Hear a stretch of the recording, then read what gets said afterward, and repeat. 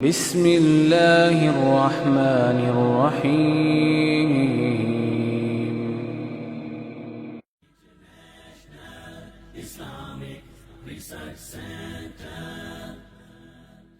آثار معاصی یعنی گناہوں کے آثار نتائج میں سے یہ بھی ہے کہ زمین شق ہونے لگتی، پھٹنے لگتی، آبادیاں زمین کے اندر دھنس جاتی، زلزلے آنے لگتے ہیں، زمین کی برکتیں اور اس کی رویدگی یعنی اس کے نباتات کم ہو جاتی ہے. ایک بار حضرت صلی اللہ علیہ وسلم نے قوم سمود کی آبادیوں سے گزرنے والوں کو حکم دیا تھا کہ یہاں سے روتے ہوئے جلد سے جلد نکل جاؤ، ان آبادیوں کا پانی نہ پیو، تاکہ حکم فرمایا کہ اس پانی سے جو آٹا گوندھ لیا گیا ہے پھینک دو، اپنے اونٹوں کو بھی نہ کھلاؤ.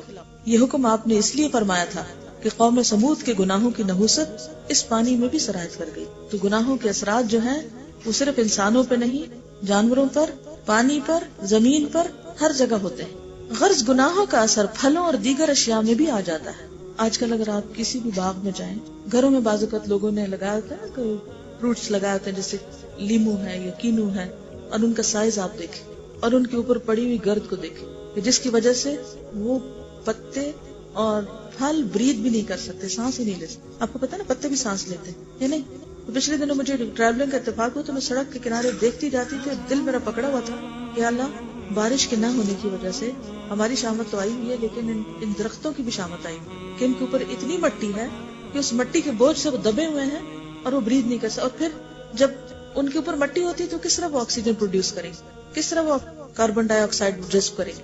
وہ تو ان کے اوپر لیئرز لگی ہوئی ہیں. کہیں بھی جا کے مشاہدہ کر لیں، کسی بھی پھلدار درخت کو اس وقت آپ جا کے دیکھیں کہ کس طرح وہ مٹی سے اٹا ہوا ہے اور پھلوں کا سائز کیا ہے، کیونکہ بارش نہیں ہوئی، ان کے اندر جوس ہی کم ہے، پانی ہی کم ہے، پھر اس کی وجہ سے اس کا ذائقہ ہی کسی کام کا. زمین کا پانی جتنا بھی آپ دے دیں پھلوں پھولوں کو، جو جب تک بارش نہیں برستی اس وقت تک وہ ٹیسٹ اور وہ سائز میں اضافہ نہیں ہوتا.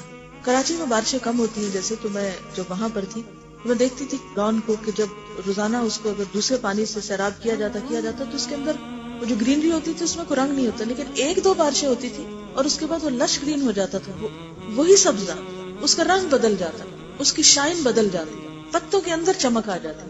جب آپ نہروں سے زمین کے پانی سے آپ پودوں کو سیراب کرتے تو ان کے اندر نہ وہ چمک ہوتی ہے نہ وہ گرینری ہوتی. تب آپ دیکھیے کہ عرصہ ہی ہو گیا ہے بارش نہیں، اور ہم میں سے کتنے لوگ ہیں جو یہ سمجھے کہ ہمارے گناہوں کا نتیجہ ہے. اگر چند لوگوں کو بتا بھی دیا جو سوچے تو عوام اور اکثریت کا حال کیا؟ کوئی اس کو ماننے کو بھی تیار نہیں. نسوا اللہ فنسیہم، وہ اللہ کو بھول گئے، اللہ نے ان کو بلا دیا. امام احمد بن حنبل ایک حدیث کے ضمن میں فرماتے ہیں کہ بنی امیہ کے خزانے میں میں نے ایک تھالی دیکھی جس میں کھجور کی گٹلی کے برابر گیہوں کے دانے بھرے ہوئے تھے، اور اس پر لکھا ہوا تھا کہ عدل و انصاف کے زمانے میں ایسے ہی گیہوں پیدا ہوا کرتے تھے. یہ تمام آفتیں اللہ تعالیٰ نے بندوں کے گناہوں اور نافرمانیوں کی وجہ سے بھیجی.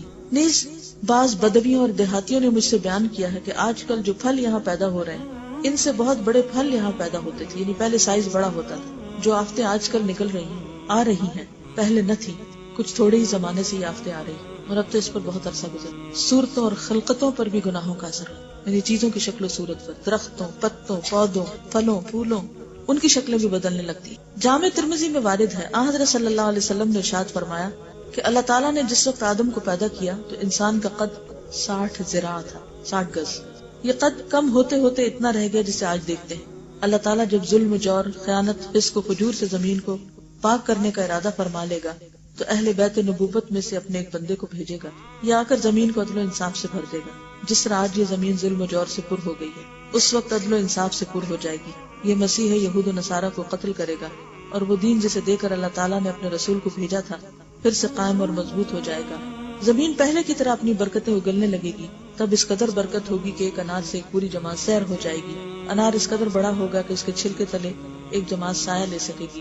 انگور کا ایک خوشہ اونٹ کے بوجھ کے برابر ہوگا. ایک بکری کا دودھ پوری جماعت کو سیراب کر دے گا. یہ برکت اس لیے ہوگی کہ زمین گناہوں سے پاک ہو جائے گی. اللہ تعالیٰ کی ان برکتوں کے آثار نمایاں ہوں گے جو گناہوں کی وجہ سے سلب کر لی گئی تھی. اس میں شک کی گنجائش نہیں کہ وہ عقوبتیں اور سزائیں کہ اگلی امتوں پر نازل ہوئی تھی ان کے اثرات آج بھی زمین پر موجود ہیں. اسی قسم کے گناہ ان اثرات کو باقی رکھتے ہیں. جس طرح یہ معاصی اور گناہ اگلی سزا یافتہ امتوں کے آثار معاصی ہیں، ان کی سزاؤں کے آثار بھی موجود ہیں. اللہ تعالیٰ کے احکام اور عالم کون و فساد اور اس کے فیصلے سے یہ بات اول آخرا متناسب ہے کہ گناہ جس قسم کا ہوتا ہے سزا اسی قسم کی ہوتی. اس کو انڈر لائن کر. گناہ جس قسم کا ہوتا ہے سزا اسی قسم کی ہوتی ہے. بڑے گناہ کی سزا بڑی، چھوٹے گناہ کی چھوٹی. اسی طریقے پر اللہ تعالیٰ عالم برزخ میں لوگوں کے فیصلے کرے گا اور دارالجزا میں بھی. غور کیجئے کہ شیطان سے رشتہ جوڑنے اور بندوں پر اس کے مسلط ہونے سے عمر، عمل، قول و فعل، روزی اور رزق کی برکتیں سلب ہو جاتی. اس کو بھی انڈر لائن کری، ہائی لائٹ کیجئے. شیطان سے رشتہ جوڑنے اور بندوں پر اس کے مسلط ہونے سے، جیسے قرآن مجید میں آتا نا من یعش عن ذکر الرحمن نقید لہ شیطانا فہو لہ قرین. جو رحمان کے ذکر سے غفلت برتتا ہے ہم اس پر شیطان مسلط کر دیتے ہیں اور وہ اس کا ساتھی بن جاتا ہے. تو جو بندہ بھی اللہ کے ذکر سے دور ہوتا ہے، اللہ کی اطاعت سے دور ہوتا ہے، وہ شیطان کے کنٹرول میں آ جاتا ہے. شیطان اس پہ مسلط ہو جاتا ہے. جب اس پہ مسلط ہو جاتا ہے تو پھر انسان کی رحمتیں اور برکتیں اس سے کم ہوتی ہیں، عمر کم ہوتی ہے.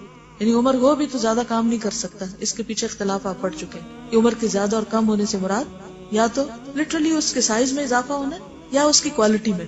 انسان کم عمر میں بھی بہت بڑے بڑے کام کر جائے. عمل یعنی عمل کی توفیق چھن جاتی. قول اور فعل، روزی اور رزق کی برکتیں سلب ہو جاتی. یعنی بات میں اثر نہیں رہتا، کاموں میں کوئی برکت نہیں رہتی. صبح سے شام تک بندہ تھک رہا اور حاصل کچھ نہیں.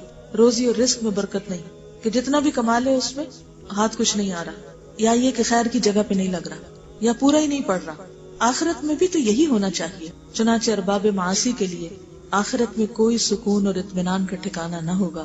جہنم کے اندر راحت، رحمت اور برکت اور سکون اور اطمینان کا نام تک نہ. جنت دراصل کیا ہے؟ وہ باغ جسے دنیا میں لگایا جاتا ہے جس کے پھل انسان کل کھائے گا. اور جہنم کیا ہے؟ اپنے ہی گناہوں سے بھڑکائی ہوئی آگ. اس لیے چاہے زبان کا گناہ ہو چاہے عمل کا ہو، کسی بھی طرح انسان اپنے ساتھ عہد کرے. دوسروں کا ذمہ ہم نہیں لے سکتے لیکن اپنے آپ کو تو روک سکتے، خود کو تو کنٹرول کر سکتے. بڑے گناہوں سے بھی بچنا ہے اور چھوٹوں سے بھی بچنا ہے، حد الوسع. اللہ تعالی ہم سب کو توفیق عطا فرمائے. وآخر دعوانا ان الحمدللہ رب العالمین. سبحانک اللہم وبحمدک نشہد ان لا الہ الا انت نستغفرک ونتوب الیک. السلام علیکم ورحمۃ اللہ وبرکاتہ.